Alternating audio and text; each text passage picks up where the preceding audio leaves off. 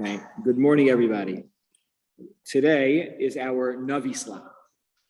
So instead of continuing on an amazing Sefer Shmuel Aleph, we are going to jump back a little bit to Yehoshua and learn the Haftorah for the first day of Pesach.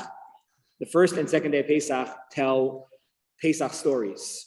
The first day is from Yehoshua. The second day is a story of Yoshiyahu, King Yoshiyahu, who led a Baal Tshuva movement in Eretz Yisrael.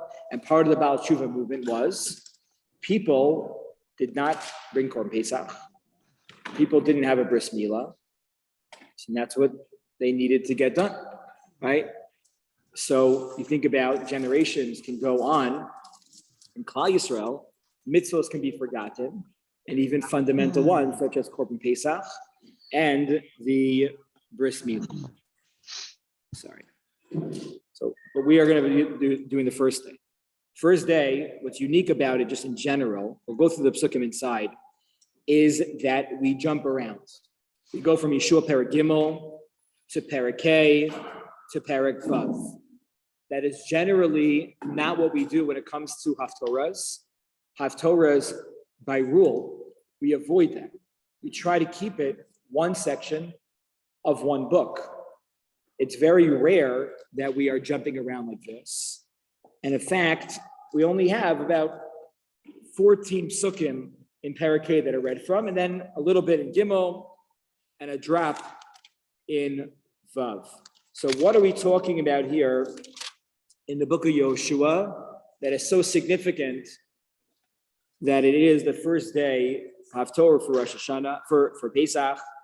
And if you think about in Eretz Yisrael, this is the Haftorah, right? In Eretz Yisrael, this is Haftorah. There is no second day. So the second day maybe was like an add-on, if you think about it from that perspective. Most of the Haftorahs that we have traditionally come from, the times of second base Mikdash or post second base Mikdash, at a moment when the Klal Yisrael, there was an Isser to teach Torah in public. And if we laned from the Torah, then we would have been killed. So they were allowed, the Gentiles who were in charge of the Jews, allowed us to read from the Bible. That was okay. So we try to find connections between the two. And a lot of them are rooted in the Gemara in Maseches Megillah, tells us what the Haftorahs are for a lot of them. And about 95% of whatever they say was the minhag then, till today, is the minhag. Sometimes we read a few more psukim, sometimes we read a few less psukim, but generally the themes are the same. So let's begin Perek Gimel over here, 1221, and learn about what exactly is going on here that is so significant. Vayomer Yehoshua el ha'am. We are in Perek Gimel. Should be noted that Prakim Aleph and Beis of Sefer Yehoshua don't really talk about the Jewish people entering the land. The whole goal of the book of Yehoshua is that the Jewish people enter the land of Israel.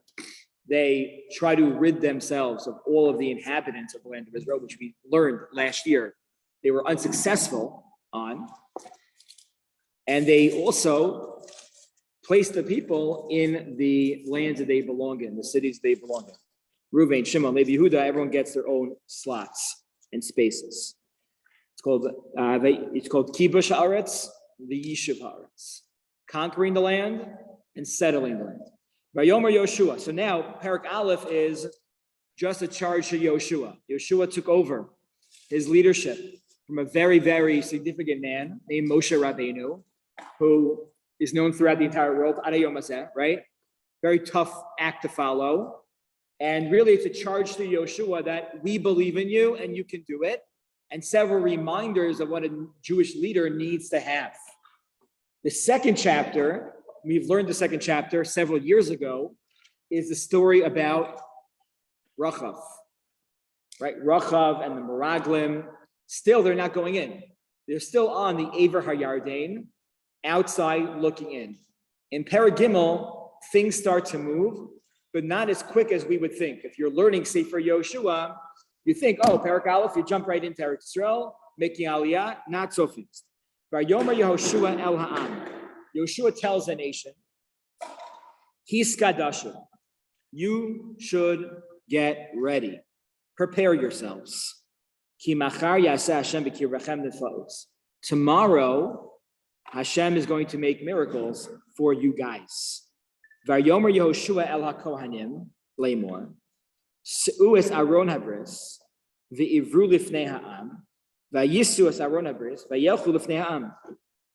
Yehoshua tells the Kohanim that you guys are going to carry the Aron. The Aron was generally in the middle of the camp of the Jewish people. Today, you're going to carry it because we're going to get ready to go into Eretz Yisrael. The Aron played a pivotal role in entering the land of Israel. What do they have to cross over to get to Israel? The Yarden. So how are they going to cross the Yarden? They didn't make a bridge, right? They didn't have so there was a miracle. So we had Kriyas Yamsuf when the Jewish people left Egypt on day 7, which we'll celebrate Bezrat Hashem. And so too, we have Kriyas Hayarden, lesser known. Yes. What do you mean it was different? Yamsuf split. Right.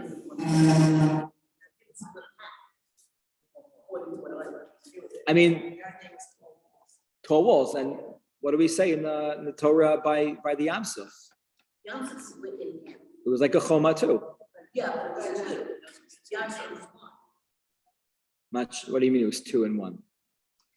Split in. Correct.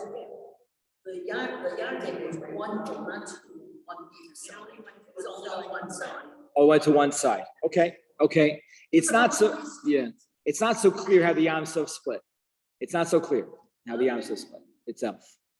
The Bali Tosos get involved in this, and there might have been 12 tracks. That idea of 12 tracks is not like something that was made up by the kindergarten teachers. Right. So one side. Gotcha. Right. There are no enemies either, right? Which is powerful in general. You think about entering the land of Israel today. For many years, the Jewish people needed the land of Israel because we're running away from our enemies. Right, that's like Kriyas Yamsuf. You're running away from the Egyptians and hoping they're going to drown behind you. When the Jewish people entered the land of Israel, they weren't running away from anybody. They were going to their land that was promised to their forefathers and promised to all of us. But we enter the land of Israel. So Yoshua is telling the people that this is going to happen. Vayomer Hashem el Yoshua, Hayom hazeh achel gadlecha b'nei kol Yisrael. Today, I'm going to make you a gadol. I'm going to make you great in the eyes of the Jewish people. We attribute everything to the leader, the good and the bad, and everything in between. So this is going to be a great day for you. It's going to help you, elevate you. We're learning about Shaul. He became king, and everyone's like, what's the big deal? Who cares? So the king, eventually a leader, shows his leadership skills. Asher yadun ki kasher hayisa imoshe eimach. Just like I was with Moshe, I was with you. Right? And the next day, the Yarden splits one side and they go through. What's unique here is that who usually is carrying the Aron? Well, nobody's carrying the Aron. But who is given the kavod to appear like they were carrying the Aron? The Heisers, the Levium. The Levium are carrying the Aron. Right? Here, what's unique is one shot deal. The Kohanim, right? Sorry, I don't know why. The Kohanim got the job over here. It's not fair. But the Kohanim carried it through into Eretz Yisrael. What? Okay, speak for yourself. I don't know. So that is part 1. Part 1, Gimel, that's what happens. When did the sea split? What date in history? It's crazy. There's no holiday to celebrate this. I just want to be on note. Yud Nisan. Today's Vav Nisan. Yud Nisan, the sea split. That's a major miracle. It's a major miracle, right? Almost unknown in history. No date to recognize it per se. And the whole goal of Yetzias Mitzrayim, Kriyas Yamsuf, Matan Torah was to get to Eretz Yisrael. Right? There's so many references throughout the Seder about the final goal, the final destination is Eretz Yisrael. Ubana lanu beis habechira and Dayenu. Right? We don't end Dayenu. We left Egypt because then we'd only have 3 stanzas to sing. We go straight to the end. to build a base of Mikdash and the land of Israel. So many times, right? The second half of the Seder is all about base of Mikdash, Eretz Yisrael. Why are we so angry? Why are we so angry? They destroyed our Naveh. They destroyed, it's a pasuk, I think, from Yeshayahu that we quote over there. They destroyed our abode. We're angry, not because we're in exile. We're angry because they destroyed our base of Mikdash and kicked us out of Israel. Yeah.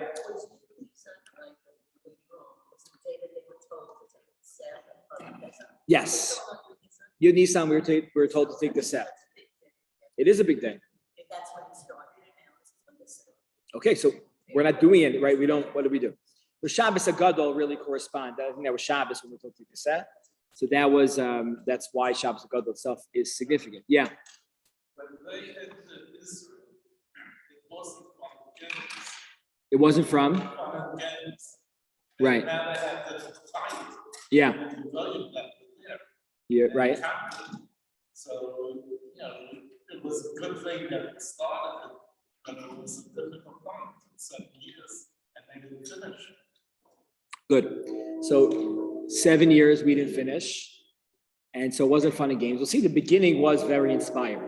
We're not going to see it right now, but the beginning was very inspiring.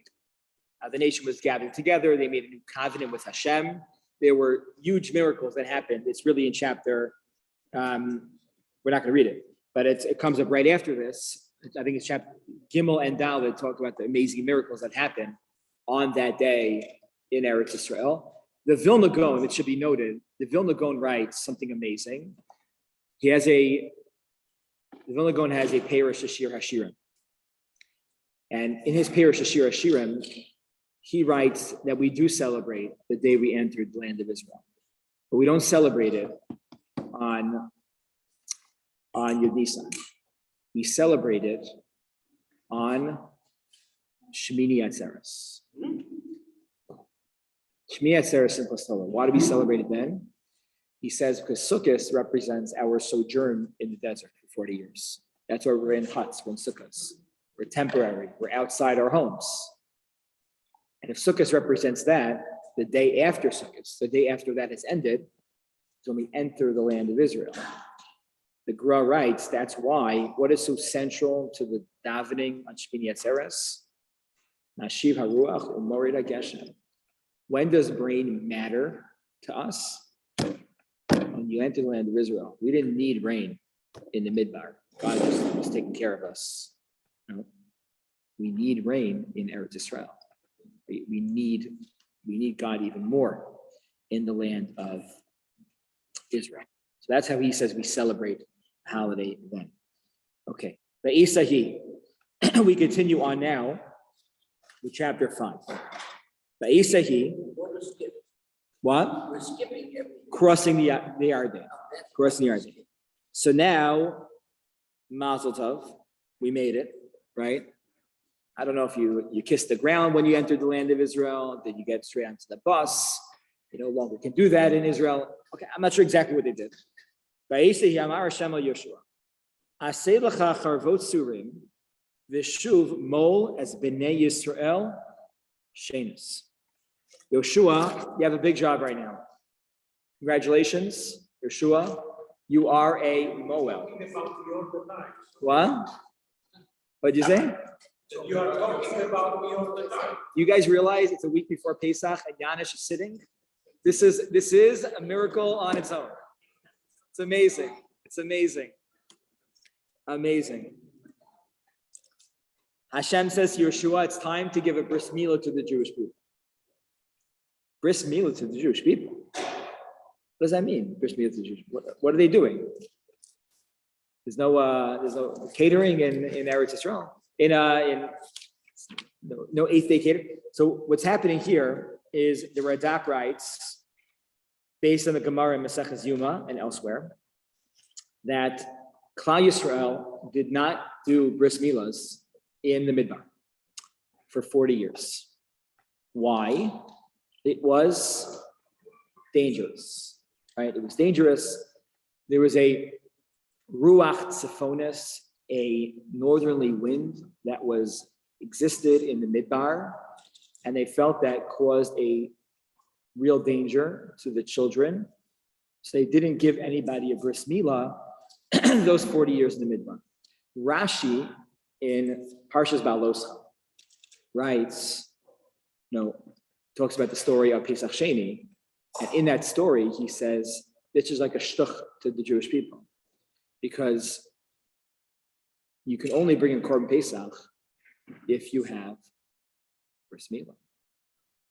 And he says, and eventually, right, he says, no one had a bris milah, and the only Korban Pesach that the Klal Yisrael brought in the Midbar was year one. That's it. Nothing else. Rashi writes it almost like a very negative thing. Radak is saying that was reality, right? That was just the reality that it didn't happen.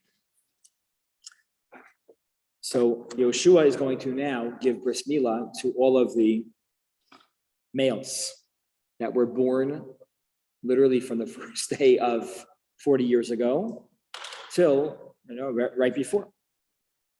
Vayaslo Yoshua Charvot Tzurim Vayamal as Bnei Yisrael El Kivas Aralos, and they named the place in which he gave the bris milah to all of the men Givas Ha'arelos, the place, the hill of the uncircumcised. V'zeh davar shamal Yoshua kol am yotzim miMitzrayim hazacharim kol anshe hamilchama mesu b'midbar v'derech b'teitzchem miMitzrayim. Everybody else had a bris milah, right? He calls them actually anshe milchama. It's very fascinating language. All the men of war died in the midbar. We wouldn't call them men of, right? It's fascinating. A lot of Nevi'im always are going back to Yetzias Mitzrayim. And they're always looking at the story of, Yetzias Mitzrayim in a different way.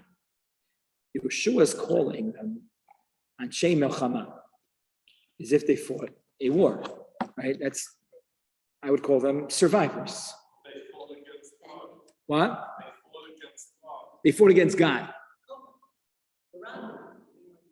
Oh, you're saying they're really rebellious. You're saying that in a negative way.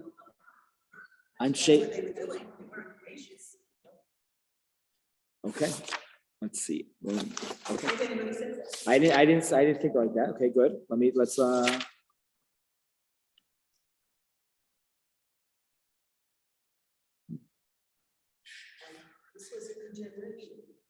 This is now a new generation. Correct. Everybody died out. Ratzlomer Elusha.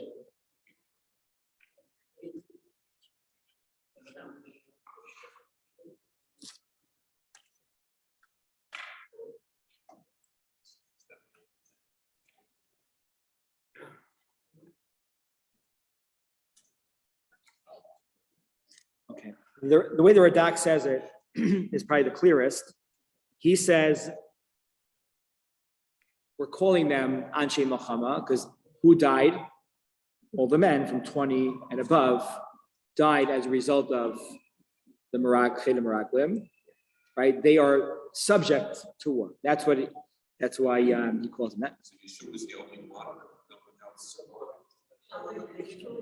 Kalev and Yoshua. The Ramban, there's a machlokas in the Mefarshim on Parsha Shlach. Is it 20 and above, and Yoshua and Kalev are out of that? Or is it, and everyone else died? Or is it only 20 to 60? To 60, you're out of war too. And anyone over 60, if they survived, they also could come. Because there are certain proofs that were people that survived, that made it to Eretz Yisrael. Pinchas, for example, likely was over 20. Otherwise, you have to paint the picture that he was much younger. Yair ben Menashe was another individual that we learned about at the end of Parshas Matos. He had some cities after the war of Sichon and Og. We mentioned his name. Chazal mentioned his name in Sefer Yoshua. Also, Yair ben Menashe. There might be a few individuals that maybe survived where the Ramban says, no, if you're over 60 and you were healthy enough, you made it to Eretz Yisrael, you're fine. You weren't part of the Gzeira. Yeah. So who were the people that used to dig the graves and investigate Shiur? men that were over 20, had to do that. yes. And so, at a certain point, the last time there were people that survived. Right. So there had to be people in a certain age bracket that were born prior to this, prior to our experience that did survive. No, I don't think Because so. I think like the last thing they thought already, that they were waiting and waiting. Right. So I don't know if that's, they didn't know how to calculate the time. They weren't sure. People weren't sure. They were told already that was the last time they were told already to get up. Yeah. So there had to be a certain amount of survivors that were at the age bracket. Right. Maybe part of the thing with the chain of command is also not just that, they were fighting against God or whatever the term that Honey used, but that they were struggling with their connection to the Kadosh Baruch Hu. And now about to go into Eretz Yisrael, it's a different hashkafa on their part, on the part of Bnei Israel. So Yeah. they're perhaps more willing to accept that they're not going to be on Shem Those, because they don't have that inner turmoil or strife or indecision. right. Because they're finally there. Right. We'll see. Your for Yeshua, the people only complain once, the whole book. Just once. Yeah. So they don't get a risk when they're in the midbar. Yeah. It's dangerous, but then they go into Israel. They're going to be faced with all these enemies, and that's the right time for those risks. It doesn't make sense. So there's different types of danger. So there's danger internal within the Mila process. And then there's something separate, which is, people can attack. So that, it seems to be that we're not so concerned about. Like we're not concerned about that right now. And the enemies aren't necessarily attacking them. We saw from Rachav that the inhabitants of Canaan are afraid of the Jews. So no one's messing with them. Yeah.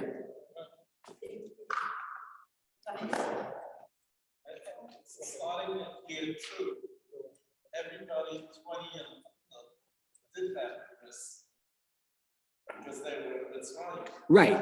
So they didn't cope with this. Right. So that was a shtoch on that was really a black eye on the Jewish people that they didn't bring korban. Yeah. When they were traveling with people, they didn't know what was coming next. They could have camped for a day and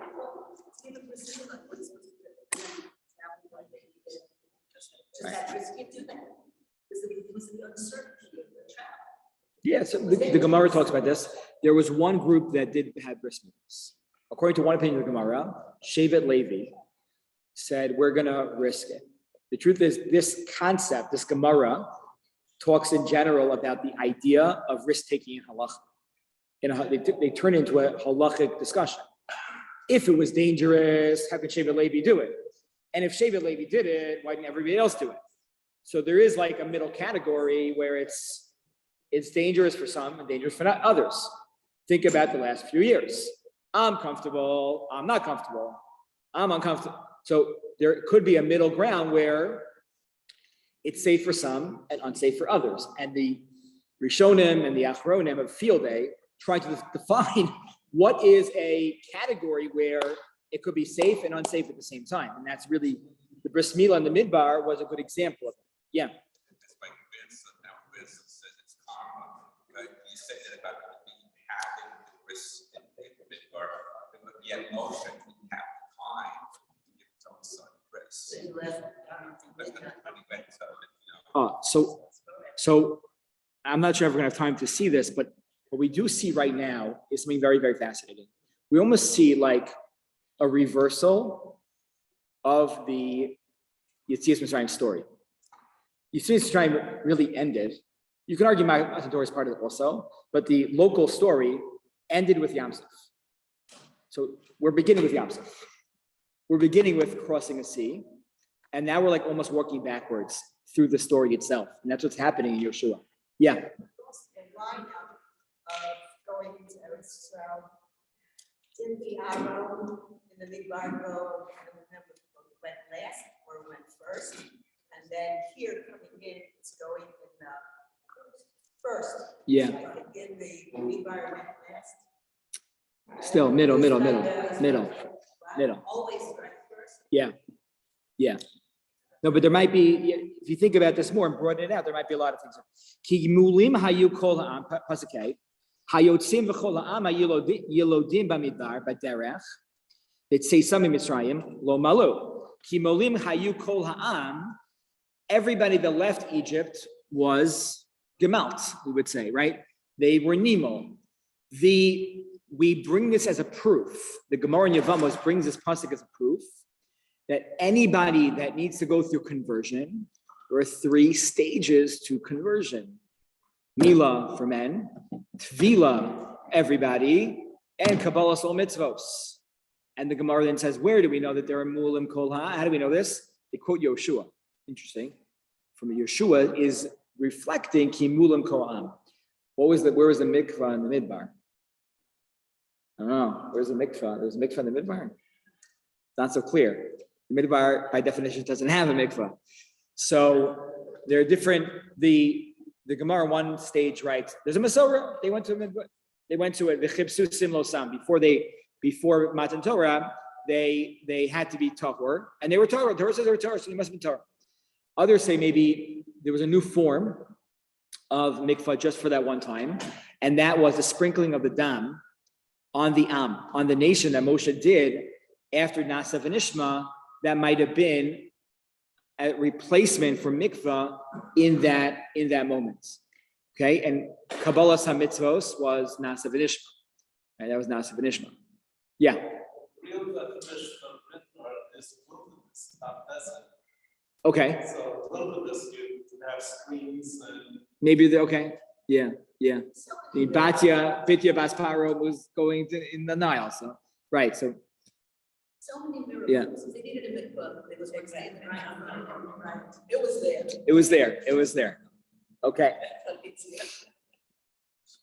Ki arba'im shana halchu b'nei Yisrael b'midbar. Ad tom kol hagoy anshe ha'milchama yotzim miMitzrayim. Right? They walked for 40 years until this generation died out. Asher lo shamu b'kol Hashem. Asher nishba Hashem lahem. Livelti harosam es haaretz. They didn't listen to God. And God swore. Lavosam laseis lanu es eretz avatcha v'dvash. They didn't believe in God's promise that he would take us to a land that was flowing with milk and honey. So as b'neihem hikim tachtam, and these children that now took their place, osam mal Yehoshua. Right? It sounds like the Navi here is being a little bit meta. Very often the Navi is telling a story in real time. Here, like the Navi is like telling us what happens. It's like beyond the story, almost like this is part of the broader narrative of Klal Yisrael. So I'm not telling it while it's happening. I need to like take a step up and explain to you in the bigger version of the universe of the Jewish people, the narrative of Klal Yisrael. This is what is happening right now. Hayuki lod malu osam baderech. Vayikasher tamu kol hagoy lihimo. Vayeshvu tachtam b'machane ad chayusam. They, after the Milah, everybody rested in the Machane until everybody got better, right? They waited there until everybody was a little bit healed and felt a little bit better at this time. Okay, so this also, Bris Milah now becomes a bookend. It becomes a bookend for the Jewish people. The night before they leave Egypt, they have a Bris Milah. The whole story ends 40 years later, almost exactly 40 years later, by the way. They also have a Bris Milah. When Moshe is entering the land of Israel, what does he do first? He makes sure his son needs a Bris Milah too. Right? There's something here about Bris Milah and Geula. Right? Who comes to the Bris Milah today? Eliyahu Navi, he comes to our Seder, right? There's something, you don't like that connection. No, because we will learn. It was a whole thing, I don't know, if it said that Eliyahu doesn't even come to say it to me. Yeah. Right. Okay, sweet. What's the? No, but it's quoted from somewhere.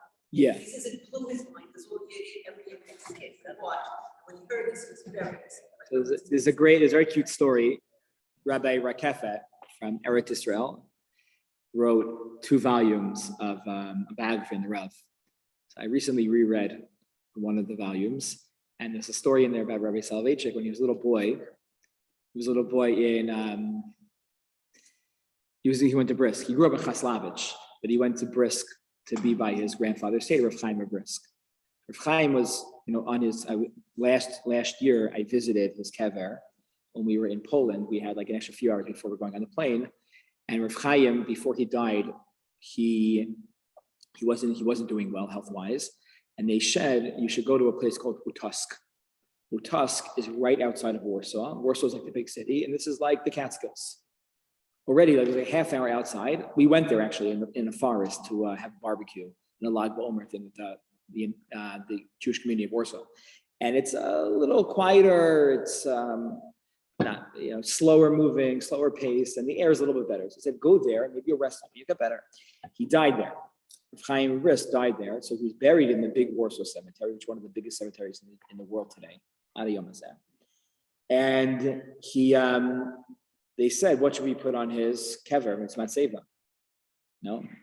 Still till today, there's not one yeshiva in the whole world that has not been affected by the Brisker methodology of Korani Torah. What did he want on his grave? 2 words. Rav Chesed. His home was open. There were, how they give like, who's getting a right, needs a right to Muncie. I have 3 extra chickens in my thing. There was like bulletin boards in his house, right? In his house for all these chasadim, and people literally lived on the floor. People would sleep in his bed. So Rabbi Soloveitchik says, as a little boy, he would open the door. It's a great time to daven. It's a good Asa tefillah. Whether Eliyahu is coming, not coming, whatever you want to say, it's an Asa tefillah for the geula, personal geula, national geula. We need it more than ever. So the Rav opened the door, and there was a homeless man standing by the door because he wanted to go to sleep. And the Rav said, as a little boy, I thought Eliyahu Navi was my here right now. Right? Rabbi. Yeah. So you also said you have Kol Shel Eliyahu and you have Kisei Shel Eliyahu. Yes. Very close letters. Spelling. Oh, very good. Very good. Yeah. But I still want to believe in them, so they can say. Good. I still think it's coming. Yeah. Vayomer Hashem El Yehoshua. So Hashem turns to Yehoshua. Hayom Galosi Es Cherpas Mitzrayim Me'alechem. Today, I have removed the disgrace of Egypt from you. Vayikra Shem Makom Ahu Gilgal Ad Hayom Hazeh. And the place in which they were living at this moment, or encamped, was Gilgal. Right, the cherpa here, very simply, is referring to the Orla, and that itself was a cherpa, an embarrassment that the Jewish people did not do this for so long, and now finally they are going beyond that. And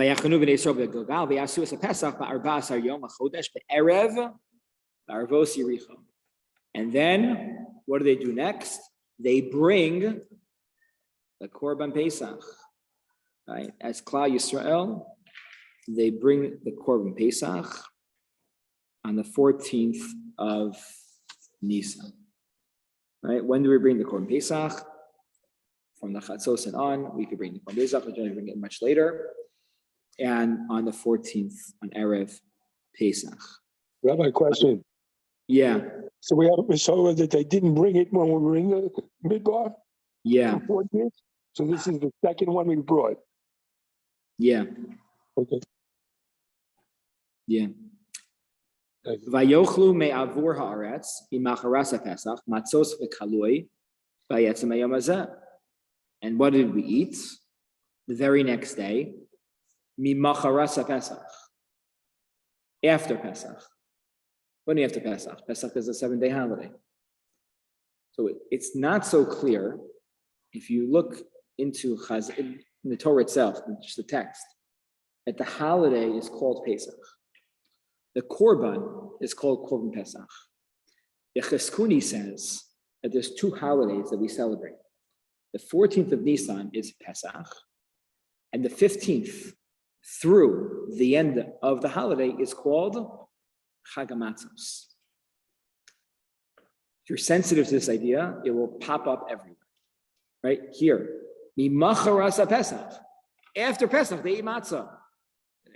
After Pesach, they eat pizza. No, after Pesach is the next day, is no longer Chag Pesach, it's Chag Matzos.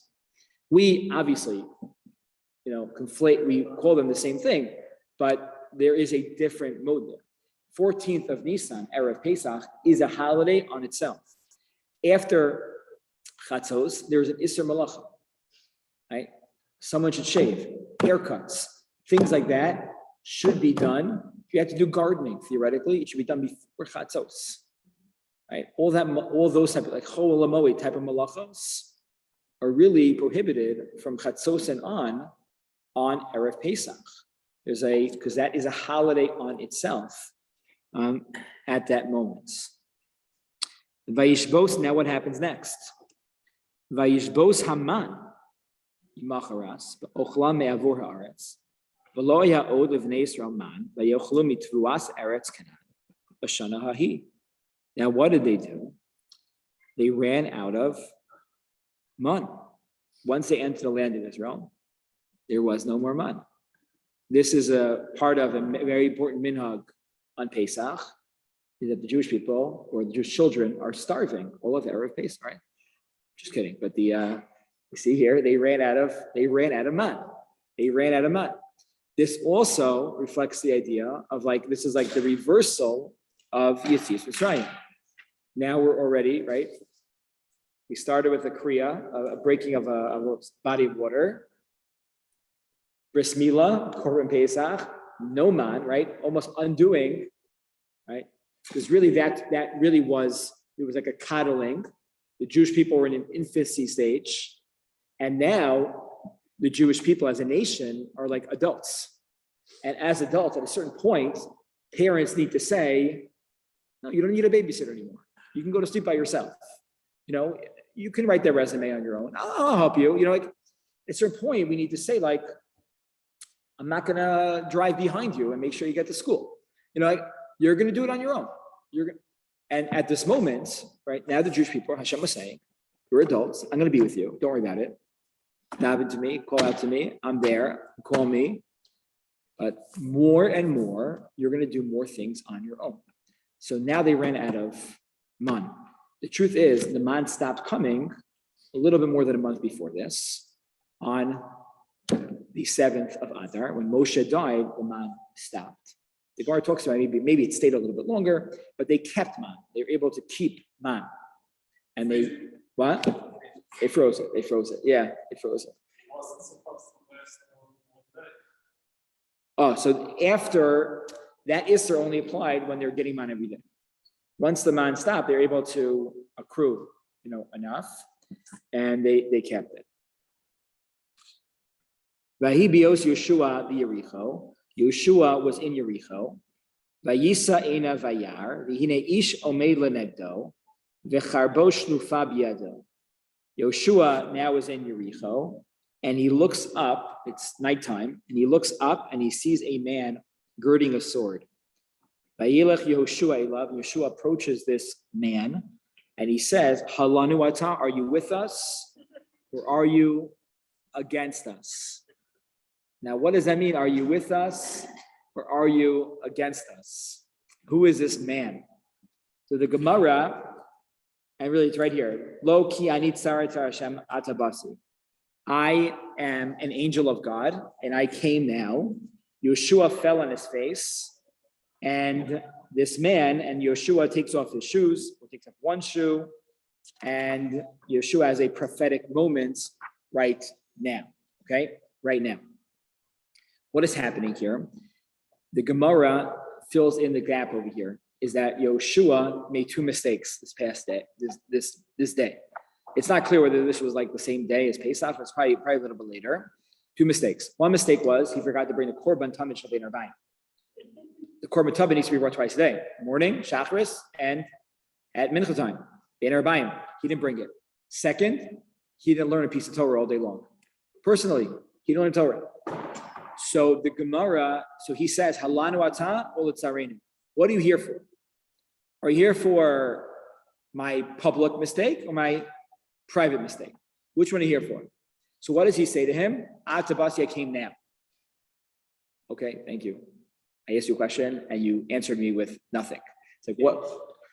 So the Gemara says, what is his answer? Atabasi, ayin tes hey. The pasuk says there's a mitzvah, there's a commandment to write a sefer Torah. Pasuk says, as a Shiur hazos. And now, the ata. So what am I coming for? I'm coming for Talmud Torah. You as a leader, you're busy. You can never forget to learn Torah. Right? You can never forget to learn Torah. You always have to have that in your mind, no matter what. No matter what's going on, you're always going to have things going on in your life and excuses, and valid, good excuses. It does not excuse your personal achievement in Talmud Torah. Okay? And Vayomer, and that's what happens. The Yericho Sogeres and Sugeres, the Pnei Bnei Yisrael, En Yosef Ba, Yashem es Yoshua, Vayishamo B'chol Aretz.